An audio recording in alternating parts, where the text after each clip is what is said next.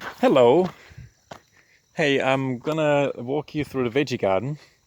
So we've only started this veggie garden, I don't know, like 6 weeks ago or something. Well, it might have been almost 2 months. Um, we've, you might remember the last video, we've spent quite a lot of work on the soil because the soil here, I might just turn the camera away from me so I can show you this all a little bit better. My camera has started playing up, so the focus is not the best anymore, but it'll do the job. So just to give you a bit of an overview, that we do have quite a lot of stuff growing, and as you might remember, so we've put a lot of organic matter in the soil.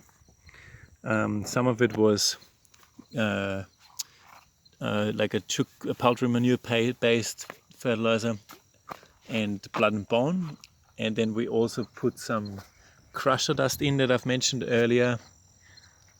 So these guys are my radishes. We've already harvested some.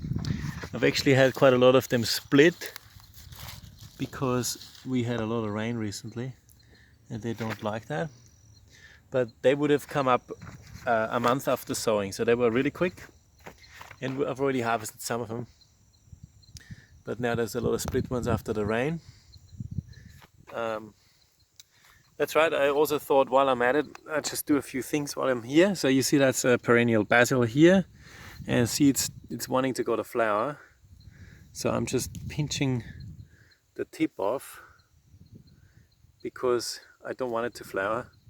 I want it to stay in the vegetative state, just to grow a bit more, and that'll help that. So I'm just ripping off the flowers and I'll just throw it there. I don't need it. And then we've got some spinach down here, and we've got parsley and basil in between. So it's just a bit alternating, a bit of spinach, a bit of parsley, a bit of spinach, a bit of parsley, and so on. So that just keeps going like that. And then there's the old silver beet replacing the spinach that didn't come up. And then the pride of the garden, the zucchinis. Tell you what, these zucchinis, they shot up like unbelievable. And I tell you what, we actually, let's see, we're close to harvesting. See, there's already some fruits in there. In fact, one of them is ready that I've spotted earlier. Oh yeah, here's one that I prepared earlier.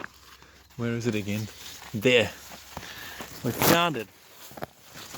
So this one here, that's a harvestable size. Yes, we'll take that one. That's pretty good. Leave the flower here as mulch. So there's a bit of food for dinner today. Then there's more silver beet. And another thing I might mention, that I do have quite a lot of problems with a caterpillar. Ooh, there it is. I don't even know what it is, but it doesn't really matter. See, that's the caterpillar there. Come on, focus, you can do this. Sorry guys. There. Okay, so that caterpillar is all over the place. And if anyone can identify it, that'd be good. But I spray them all with the same thing anyway. So since I'm organic certified here, or trying to be, I'm not using anything else but organic certified controls. And for caterpillars, it is Bacillus thuringiensis, or BT. It comes as a product called Dipel. I also sprayed that on the corn. So just to show you the corn, how big that is now. That's about 2 months in for the corn. So that's me there. The corn is pretty big, but it actually had that an episode of this bloody caterpillar in there, pardon my language. So the dipel helped, so you can see that it's recovering, so the tips are all healthy again, as you see there. But each of them had some leaves that the caterpillars have attacked. And if I had not sprayed the dipel, I would have probably lost the corn. So it's quite a vigorous infestation that you get. See, there's a bit of frass there still. So that's what they do. It's fine now, so it's all stopped because the caterpillars stop eating pretty much straight after you spray them, and then they die a few days later. But every single corn plant had a couple of them, and they just nom nom nom nom munch their way through the center of it, and you can't even get to them because they hide in the very center of the plant down there. So no chance to get to it. So it's a pretty annoying thing to have, but we got rid of that one. So again, the product is called dipel. So if you get desperate in your organic gardens with caterpillars, it works against pretty much any caterpillars, which are the babies of butterflies or moths. So that's my tomatoes there. That keeps going. So that's Rouge de Beaumont. They're pretty big caterpillars that are a bit furrowed, and they're going quite well. So I don't have any fungal problems on them yet, and I attest that to the inputs that I've used here. So I've used quite a lot of calcium-based fertilizers, and also a mixture of dolomite and lime.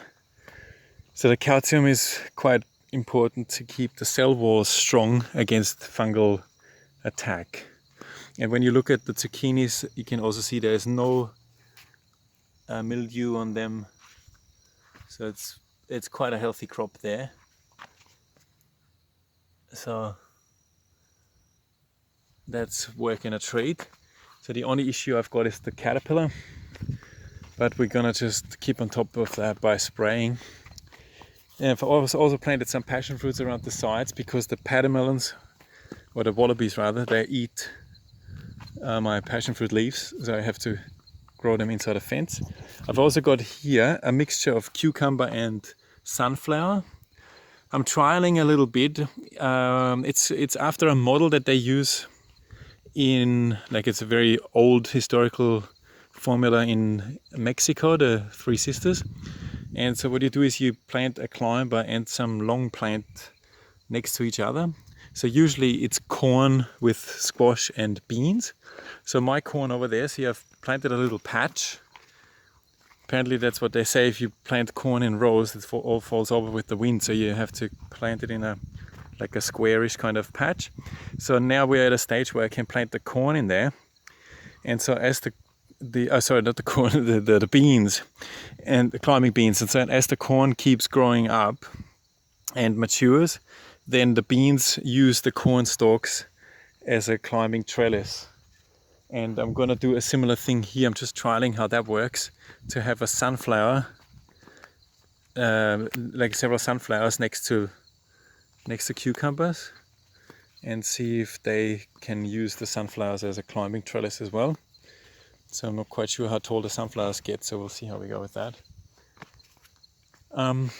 Yeah, so that's a bit of an overview of the veggie garden, and then as per usual I give you a bit of a swerve through the rest of the garden here. Quite nice with the sunlight coming in, maybe a little bit too much, but everything's coming along really well, so I'm quite happy about that. And I will see you next time.